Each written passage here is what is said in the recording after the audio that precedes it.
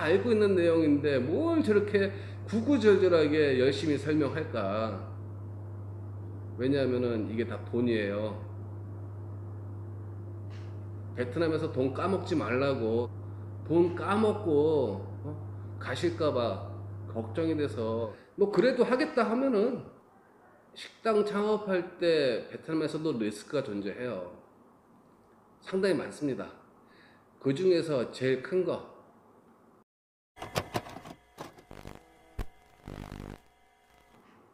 안녕하세요. 짜오TV의 짜오입니다. 현재 한국에서 베트남으로 식당 진출하시려고 하신 분들은 이 영상 꼭 보세요. 제가 거주하고 있는 호치민 포미용 한인타운 안에서도 장기 거주자들이 많이 떠나가고 있어요. 이런 상황에서 베트남 뭐 하노이든 다낭이든 호치민이든 장사를 한다? 창업을 한다? 저는 말리고 싶어요. 그 돈이 너무 아까운 거야. 제가 봤을 때는 눈에 보여요. 지금 이 시기는 힘든 시기라는 거 저는 바로바로 느끼고 있어요. 그런데 지금 많은 분들이 놀러 온단 말이야. 그 속 안에서는 창업 준비를 하면서 베트남을 알려고 오신 분들도 상당히 많은 걸로 알고 있습니다. 베트남에 대한 것을 정확히 알 수가 없어요. 그냥 겉에만 그냥 두루두루 둘러보고 그리고 자기가 원하는 답을 가져가는 것 뿐이 안 됩니다.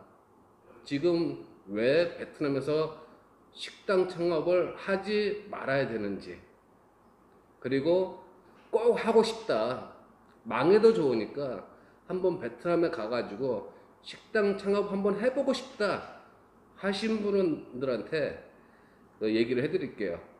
그러니까 머릿속에는 참 얘기할 내용이 많은데 뒷골이 땡겨요. 여기 포미용 한인타운 안에서도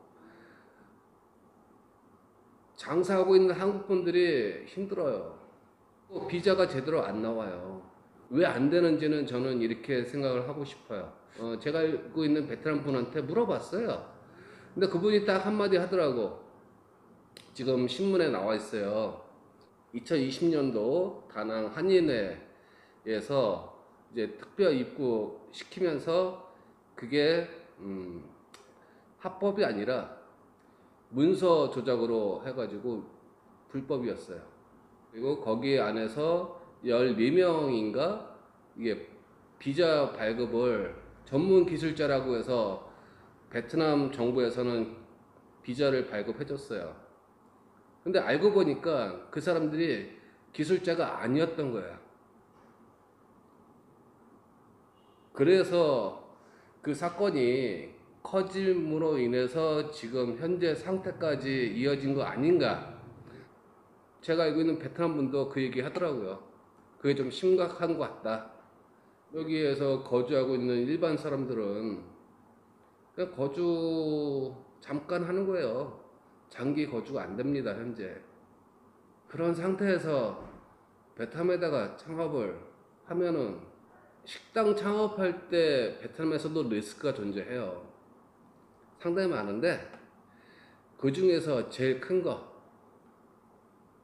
베트남 언어를 할 줄 알아야 돼요. 저같이 한배 가족이다 잘 못해도 헤쳐나갈 수가 있어요. 해결사가 따로 있으니까. 그래서 베트남어를 와가지고 꾸준하게 공부를 해야 돼요. 그 시간이 오래 걸리는 게 아까워서 통역을 쓴단 말이에요. 통역을 쓰면서 베트남어를 통역한테 배워야지 이게 생각하실 거예요. 같이 지내다 보면은 언어도 늘지만은 그 사이가 점점 가까워집니다. 자, 근데 통역은 어느 나라 사람이에요? 베트남 사람이에요. 직원도 베트남 직원이고 여기가 베트남 땅이기 때문에 당연히 베트남어를 내가 베트남어를 못하잖아요. 그러면 직원이 내 흉을 볼 수가 있어요. 내가 앞에 있는데도. 한국에서는 뭐 흔한 말로 뒤통수 깐다 그러죠. 여기서는 앞통수가 까져요. 대답도 못하고 알아듣지도 못하는데 그럼 계속 문제가 뻥뻥뻥뻥뻥 이렇게 터지는 거예요. 그리고 통역의 의지를 하다 보면은 내 뜻대로 처음에는 될 것 같죠. 시간이 지날수록 내 뜻대로 되는 게 점점 줄어들어요. 통역에 너무 의지하지 마요. 나중에 큰일 납니다. 자, 그 다음에 외투법인을 설립을 해야 돼요. 지금은 꼭 해야 됩니다.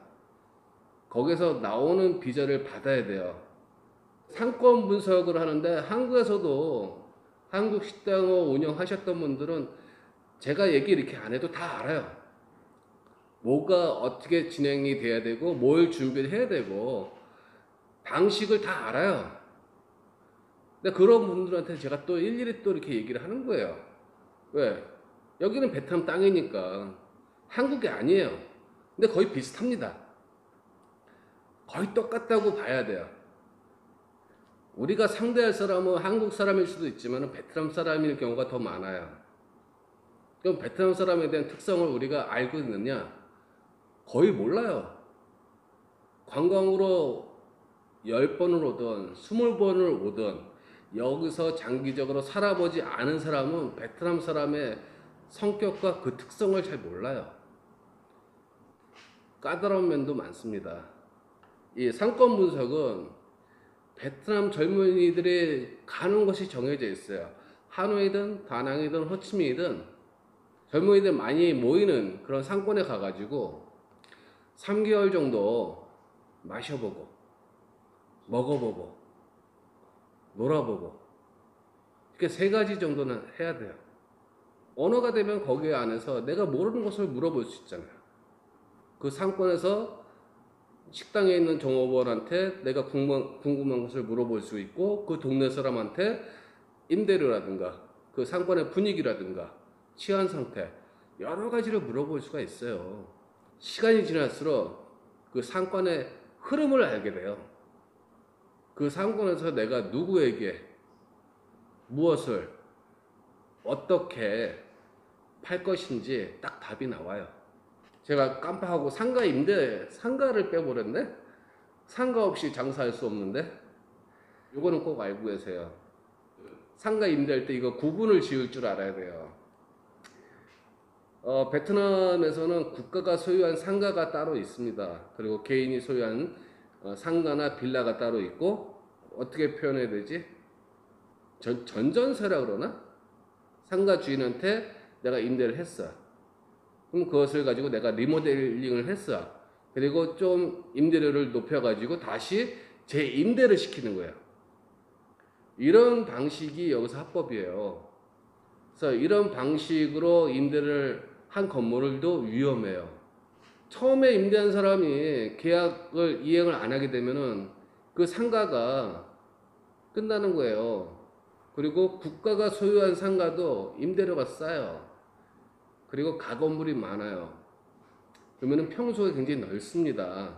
근데 이것도 그 안에 리스크가 존재를 하는데 계약서 안에 보게 되면은 임대 기간이 끝나지 않아도 국가가 언제든지 반납을 하라고 하면 반납을 해야 됩니다. 그냥 무작정 뺏길 수가 있어요. 국가 건물이었기 때문에. 이런 리스크가 존재합니다. 임대료가 싸다고 해서 그냥 바로 임대해버렸다가는 나중에 낭패를 볼 수가 있어요. 직원하고 매니저, 뭐 주방장, 주방보조 이렇게 고용을 하는데 주방장에 대해서 얘기를 하기 전에 경험담 하나를 얘기를 해드릴게요. 여기 푸명에서 장사하고 있는 동생이 있어요. 그 동생이 작년에 로컬 쪽으로 가고 싶다고 해서 그 해산물 집을 오픈했어요. 제가 영상을 올렸는데 결과 6개월 만에 망했습니다. 근데 그 망한 것을 분석을 해보니까 제일 중요한 게 그 동생이 한국 음식은 잘해. 진짜 아이템도 많고 그리고 맛도 잘 내요. 자기가 하려고 하는 베트남 식당의 음식을 만들 줄 몰라. 주방에 의지를 했거든요. 그 음식을 5스타 5성급에 있는 주방 직원을 데리고 왔어요. 인건비 세게 주고. 이 베트남 사람들이 입이 좀 까다롭습니다. 베트남 음식을 먹을 때 그냥 먹는 게 아니라 자기 입에 맞춰요. 그러다 보니까 그 주방장이 손님의 입을 잘 못 맞췄어. 그저 그렇다. 별 특징이 없네. 이런 대답을 많이 들었나 봐요. 주방장도 이제 주방 안에서 직원들과 또 대판 싸우고, 이제 주방장을 잘라버리고 다시 베트남 음식을 할 줄 아는 주방장을 또 고용했는데도 불구하고 그냥 6개월 만에 망했습니다.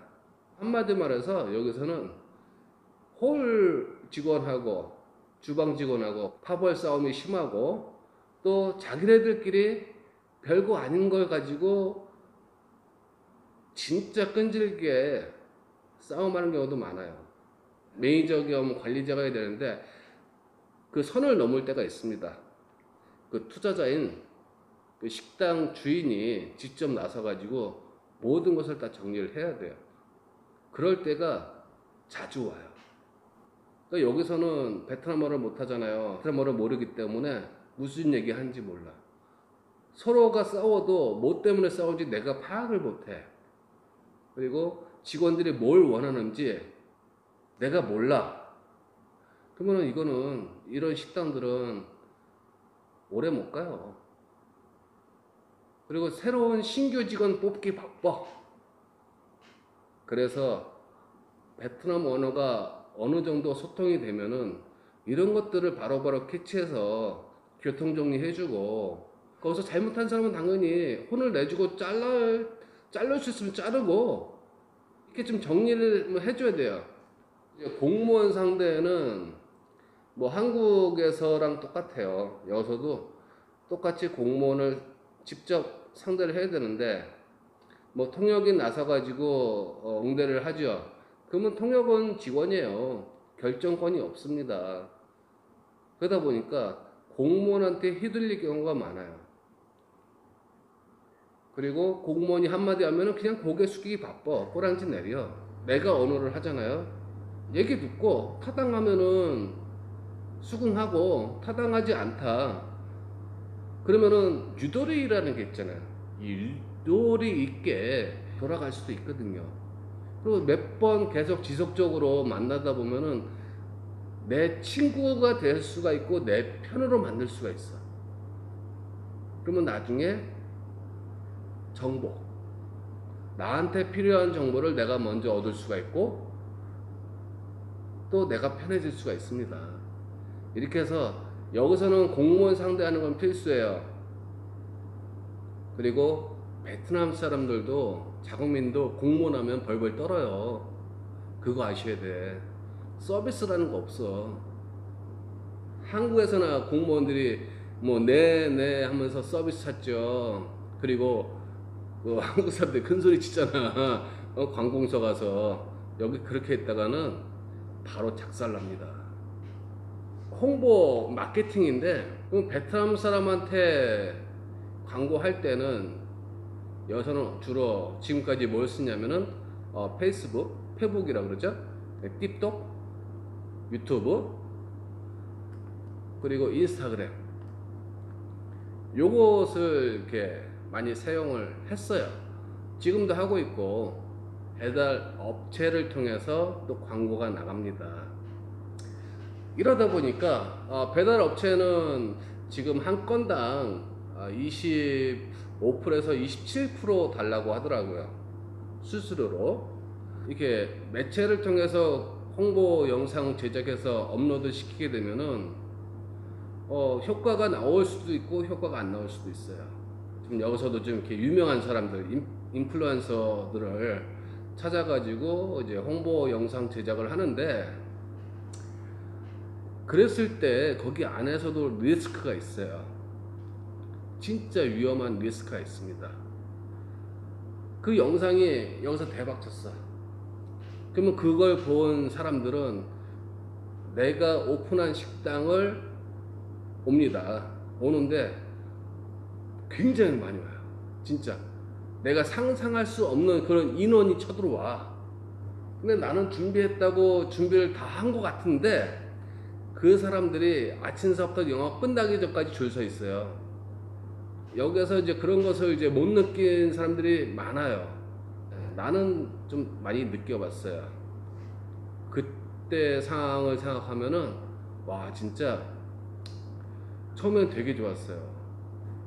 바깥에도 한 10m 정도 줄 서 있고 안에서는 꽉 차고 주방에서는 진짜 막 난리 부르스 치고 있고 좋았지. 돈 들어왔으니까. 근데 내가 하면서 느낀 게 내 속으로 미안해. 너무너무 미안해. 왜 내가 잘못한 게 너무 많아서. 그 사람들은 우리 식당을 보고 돈 쓰러 온 사람들인데 나는 돈을 받았는데 그 사람들한테 만족을 제대로 못 시켜줬어. 이런 결과가 나오다 보니까 나중에는 그 사람들이 한두 번 오다가 안 오더라고. 느껴본 사람으로서. 그래서 제일 좋은 거는 내가 운영하고 있는 식당을 홍보해주는 많은 사람들이 필요한 거예요. 그러니까 개개별로 모든 분들한테 만족도를 계속 지속적으로 높여줘야 돼. 그래서 그 사람들이 내 음식을 먹고 사진을 찍고 자기가 올릴 수 있는 그런 매체에다가 스스로 올리도록 만들어주는 게 내 할 일이에요. 그런 사람들이 많을수록 나는 홍보비 필요 없어. 그 사람들이 나를 홍보해 주는 거예요. 당연히 시간이 많이 필요하죠. 제일 중요한 게 남아있는데 품위영에 있는 한국 식당들 보면은 지금에 와서는 이렇게 특별한 음식이 없어요. 처음에 막창구이가 어느 식당서부터 시작이 돼가지고 한국에서 갖고 와서 팔았는데 그걸 먹어본 사람들 되게 맛있다고 칭찬했어요. 귀한 음식이다 라고 소문이 퍼져가지고 진짜 줄 서서 먹고 그랬는데 한 2달 지나니까 그것을 다 복사해가지고 다른 데서 그것을 또 파는 거야. 제가 하고 있는 치킨도 마찬가지예요. 경쟁사가 많아졌어. 그리고 고깃집도 많아졌고 이러다 보니까 특별한 음식이 별로 없는 거예요. 이런 상태에서 한국에서 베트남 오려고 하신 분들도 여기랑 거의 비슷한 음식을 팔 거다. 그리고 로컬 지역에서 가봤더니만 한국에서 판매하고 있는 음식이 팔고 있더라. 그러면은 팔지 마세요. 하지 마세요. 나는 이렇게 얘기하고 싶어. 왜 특별하지도 않거든. 그리고 누구나 다 그걸 먹어볼 수 있잖아. 어디서든지. 비슷하니까. 그래서 진짜 베트남에서 식당 오픈을 하고 싶으신 분들은 아무도 안 하는 거, 나만이 할 수 있는, 독점을 할 수 있는 그런 음식을 가지고 오세요. 사람들이 먹어보고 맛있으면 바로 입으로 떠들어줘요. 그러면 줄 세우는 거야. 그런 아이템과 음식을 갖고 오세요. 누구나 다 하고 있는 거를 갖고 들어오면 여기서 위험합니다. 이제 끝났어요.